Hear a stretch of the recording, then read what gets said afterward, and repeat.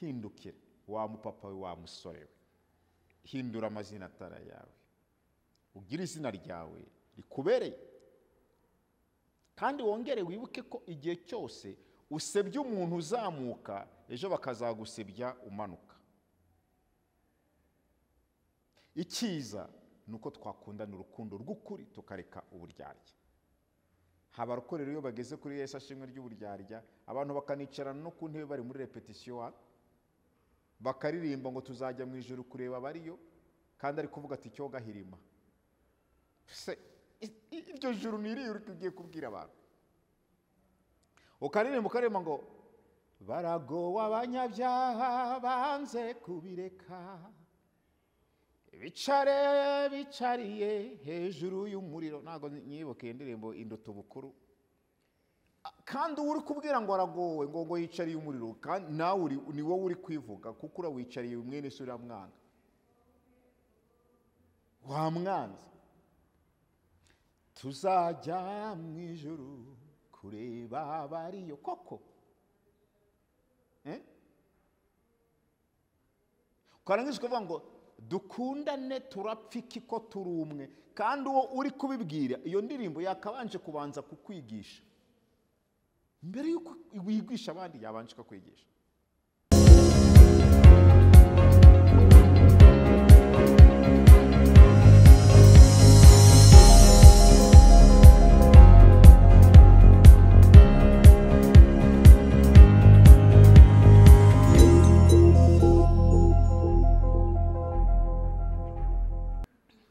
Bakunze bati mu TV, ndabasuhuje. Yesu ashimwe. Ubuntu bw'Imana n'amahoro no gufashwa n'urukundo bibane namwe. Reka dutangire dusenga. Ndagushimiye Mana ko uri Mana y'ubuntu, ugira impuhwe, ugira imbabazi ndetse n'urukundo. Waratwimenyekanishije uduha umwana wawe Yesu Kristo ukunda, atubera ishungu y'ubuzima buhoraho.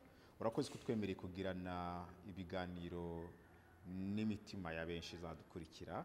Uzayihe gufashwa no guhembuka mu izina ryawe Yesu Kristo. Amen. Nitwa Daniel Savenson, akabyishimo hano kuri Team TV. Ndagusuhuje impera zose uherereyemo, aho waba uherereye hose. Nje kugira ngo tuganire ku bintu bitoya bitari byinshi, ariko tugiye kugirana ikiganiro kimeze gutya. Aka kanya ndashaka kugira ngo nkubwire ngo tuvuge ku rukundo rw'ukuri ndetse n'uburyarya. Inkundo ziba nyinshi, ntago ari jonze kuvuga amoko y'inkundo, ariko amoko y'inkundo ni 8. Ariko ayo moko yose 8 ntabwo ari yonje kuvuga, ahubwo nje kuvuga urukundo n'uburyarya. Urukundo rwo nje kuvuga ni ubwoko bumwe, urukundo rwo gukunda mugenzi wawe nkuko wikunda. Urukundo niba ngewe ntashobora kugirira nabi umwana wanjye, niko nanjye nari ntakwiye kugirira umwana wawe. Niba wowe uzi yuko icyagukorerwa ukababara ari nacyo nanjye utankorera kuko kibabaza. Noneho nje kuvuga agape, urukundo nyarwo, urukundo rwuzuye ubuzima, ari narwo Kristo adusaba kudukundana. Doko ni urukundo rudashakira ikibi uwundi, ni urukundo rutagira ishyari ku wundi, ni urukundo rwuzuye. Ariko ishyari ni ishyano, kuko ishyari rigendana n'urwango.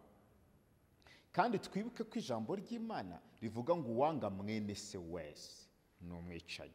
Already igihe cyose ufite mu mutima wawe umuntu wanga, kavuga uti runaka ndamwanga, umenye ko wamwishe. Kwica ntabwo ari ugufata imbunda ngo urase umuntu. Kwica ntabwo ari ugufata imbugita ngo utere umuntu. Kwica ntabwo ari ukugambanira umuntu. Urwango gusa ufitiye runaka mu mutima we, ukamureba ukumva ntumushaka, aho anyuze ukaba wahanyuza umuriro. Abanyarwanda n'abahanga bagira imigani myinshi, aho umuntu yanyura ukabona wahacisha umuriro, aho yagirira umugisha n'amahirwe ukaba wabisiba. Ibi ngibi ni urwango rukomeye. Ukubujije amahirwe yo kugera ku nzozi cyangwa ukubujije amahirwe y'akazi, ntahaba atakwishe, kuko ubuzima tubamo ku isi ni ukubaka, ni ingazi ku ngazi, ni ingazi ku yindi. Hanyuma nje kuvuga urukundo nyarukundo. n'uburyarya. Ese urukundo n'uburyarya byabana gute? Ese ni gute ushobora kubana n'indyarya? Wayimenya. Ariko iyo utarayimenya wakora iki kugira ngo wirinde indyarya? Hari umupasiteri umwe witwa Debora yaravuze ngo kubita izo ndyarya uzihate ibiboko. Ntabwo ngewe nje kuvuga ngo zikubite, ahubwo se ni gute ushobora kubana n'indyarya kandi wamaze kuyimenya kwikuryarya. Cyane cyane ko kuri isi, kuri ubu buzima tubayemo, indyarya turazigwije, duhorana nazo, tugendana nazo mu nsengero, mu makwe, mu mirimo yacu dukora, mu buzima bwacu bwa buri munsi. Aho hari umunyarukundo n'uw'indyarya abahari. Aha ngaha mpita ngaruka kuri ka kantu Imana na Satani ko ari njye nawe. I see. Hanyuma nimvuga ku rukundo nyarwo, iyo tuze gusoma mu bitabo bitanu bya Mose cyangwa se mu bitabo byanditswe n'umuhanuzi Samweli, dusangamo urukundo rwa Dawidi na Yonatani, rwa Dawidi na Yonatani, uburyo bakundanye, uburyo Yonatani yakunze Dawidi urw'akaramata kugeza ubwo atashoboraga kumutanga ku maboko ya se Sawuli. Ese nawe niko wabikora? Ushobora gufata umukwita kukunda ukamurinda amaboko y'ababisha, cyangwa ni wowe waba uwa mbere wo gufata amaboko ye ukayagemurira ababisha? Abanyarwanda, abantu duhuje uruhu n'ururimi, dufite ikintu cyitwa Yesu ashimwe y'uburyarya. Aha ndavuga kamanzi mvuge ku barokore. Dufite ikintu cyitwa Yesu ashimwe y'uburyarya. Oh, pastor Yesu ashimwe kandi uri kuvuga tukiragapfa. Oh, Janvier Yesu akuzwe kandi uri kuvuga turo karindi mukaraka gera gute, dore ko tuzi n'ibitutsi gutukana bikomeye cyane ukagira ngo dufite impamya bumenyi. Oh, umuntu agize ubukwe abonye fiancé n'umuhungu. Disi ubonye fiancé mwiza ariko umutipe wawe asa neza kandi uri kuvuga uti yoga kenyuka yaba butabaga. Ariko ururimi ruramwereka ko umukunze, ariko umutima urasibana ko kumwanga. Ubwo n'uburyarya. Rero aka kanya nje kwihanangiriza, nje no kubwira abantu b'indyarya ku buzima bwacu, ku buzima bwa muntu. Maze iminsi mvuga akantu nguhemuka uhubutse ukazababara witonze, naha nkasubiyemo. Ni iyihe mpamvu ishobora gutera kugira umutima w'uruvu? Ni Satani ucumbikiye. Wa mugizi wa nabi sekibi wahaye uruhare mu mutima wawe, ukamuha ikaze na karibu na welcome, ukamukaribisha kinjira, azakuyobora, niwe ukuyobora kugira ubwo buryarya. Hari kosa rero abantu twakunze kugira, ushobora kuba wararigize cyangwa nanjye nararigize, ariko reka twihane uyu munsi turireke. Wa mukobwa, wa mumama, wa musore, wa mugabo, ishobora kuba wararigize ikosa. Tugira ikosa rinini ryo gufata abagenzi tukabinjiza mu cyumba kandi bari bakwiye kugarukira muri salo. Ikabisubiremo. Dukora ikosa ryo gufata umugenzi wigendera. Abantu bose ntabwo ari inshuti. Mu bitwa inshuti dufitemo n'abagenzi. Aba bagenzi nibo ndyarya. Muri aba bagenzi baza muri salo baje kugusura, banagutura, banakwereka ko bagukunda, bakuba hafi muri bidi, bakuba hafi mu kirori, ariko ari indyarya. Umuntu mukagendana umwaka, mukagendana imyaka 2, mukagenda imyaka 3, ari umukobwa, mugenzi wawe ni umugore cyangwa ni umukobwa, akagutomora, akakubwira shanda gukunda mama runaka, shanda gukunda dia, uzi ukuntu nkwemera, wambaye na neza, ariko mwatandukana gatoya 5 minutes, aho utari kumureba, akavuga Domitira, akamuvuga akamukura kurwara, akamugeza akabara n'imisatsi ye yose yo ku mutwe, akanayivuga umubare kandi atayizi, kandi umusatsi wo ku mutwe wacuzwe n'Imana. akagutaka, akavuga ko uri imfura, akavuga ko uri intwara, akavuga ko ushoboye, akavuga ko ushobotse, mbese no mu bantu akaba yakwitambika akavuga ati Domitira ni imfura ndamushima. Ariko yatirimuka, yagera mu basore, yagera mu bapapa, yagera mu bagore, yagera mu bakobwa, yagera aho abantu baterane, haturiya mugore ni ishyano, turiya muramuvuga muramuzi, uriya ni umwambuzi, uriya ni gica, uriya ntimukamurebe uko asa bitandukanye n'uko ameze. Wa mukobwa we, wa mugore we, wagabanije umunwa. Uko urimo gusebya abandi, uko urimo kuvuga mwene so, niko nawe uzahindukira ukavugwa. Kandi wowe ushobora kuba uri kuvuga mwene so cyangwa mugenzi wawe umuharabi kumubeshyera, wehejo bikazahindukira bakazakuvuga iby'ukuri. Ibaze kuba wasebye umuntu ukanamubeshyera, ariko wehejo gatiti bikagufataho. Ibaze nko kuvuga nk'umuntu umuyimbira, ariko ejo bakazakubonana inda y'ikinyendaro, cyangwa ejo bakazakubonana ikindi gihanga, cyangwa ejo bakazagufatana ibindi bintu bikakuvuga, noneho u Rwanda rukakwambara. Hari umuntu nzi yigeze kujya avuga ngo mvuga vuba nawe bakuvuge.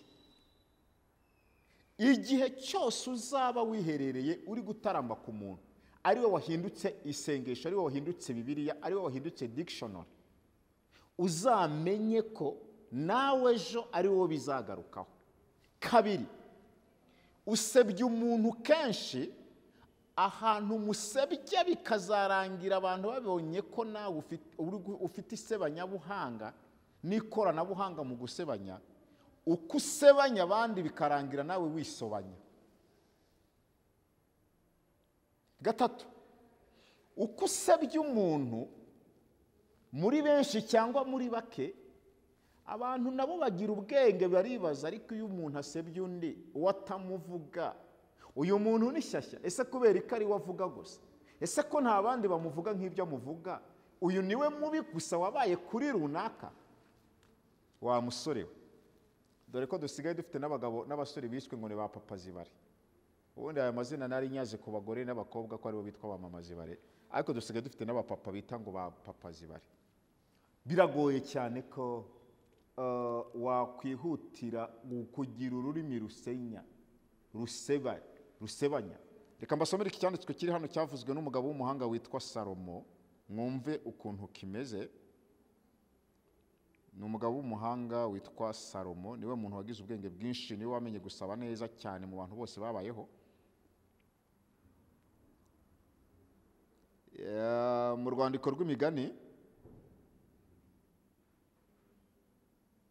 ibice 10:8 haranditse ngo umunyabwenge mu mutima yemera amategeko, ariko umupfu w'umunyamagambo azagwa.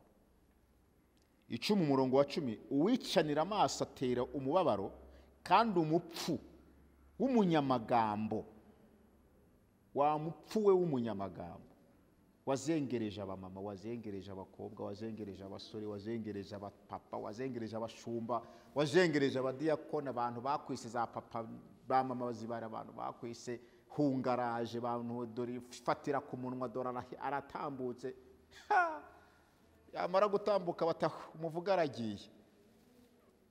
Hanyuma aba bantu rero, reka tugaruke kuri iki kintu, ndagira ngo nkubwire ngo wirinde gushyira abantu bose mu cyumba.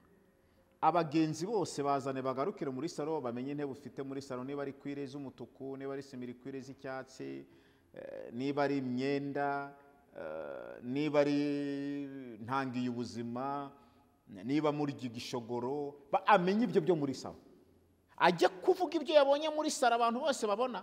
Ariko wirinde kujyana abantu bose mu cyumba kugira ngo atazajya kuvuga n'ibyo yabonye mu mbere. Hanyuma rero impamvu dukomereka bitewe n'uko abantu batuvuze, akenshi tujya tugira ikibazo cyo kwitiranya abagenzi n'inshuti. Kandi guhitamo inshuti biragoye kuko bisaba igihe, no kuyimenya biragoye. Kambabwira kakana, kumenya umuntu bisaba ibyo avuga, bisaba ibyo akora, bisaba ibyo abagendana nawe. Ariko rero hari igihe ashobora kukwihishamo n'umwaka ugashira, n'imyaka 2 igashira. Impamvu rero ugomba gutinda ukagira amakenga menshi yo guhita uzana umuntu mu cyumba. Icyo nshaka kuvuga ntabwo ari icyumba cy'inzu yawe, ni icyumba cy'umutima wawe. Umuntu ashobora kukugirira impuhwe nyinshi ukagira ngo ni impuhwe nzima, ari n'impuhwe zabiheye. umuntu akakwitaho, akakuba hafi, mukagendana ugira ngo ni impuhwe nzima, ariko afite target y'icyo ashaka kuri wowe, agira ngo akusebye, agira ngo akwangirize, ariko ibi byose bigaturuka kuri dayimoni runwa na dayimoni shyari. Reka nsoza aka kantu, ntabwo ari ngombwa ko ngavuga kenshi, ni message nashakaga gutambutsa, ariko ndagira ngo nkubwire wa mukobwa we, aho uri ukaba wiyizi ko wabaye ikibazo mu bantu kubera amagambo no gusebanya no gusebya n'ibyo utazi no kuvuga abandi, wihana. Wa mugore we, niba uzi ko wiswe amazina abaho n'atabaho y'isi yose, baguhimbye amazina arutayo mama wawe yaguhaye, hindukira. Wa mupapa we, wa musore we, hindura amazina atara yawe, ugira izina ryawe rikubereye, kandi wongere wibuke ko igihe cyose usebye umuntu uzamuka, ejo bakazagusebya umanuka.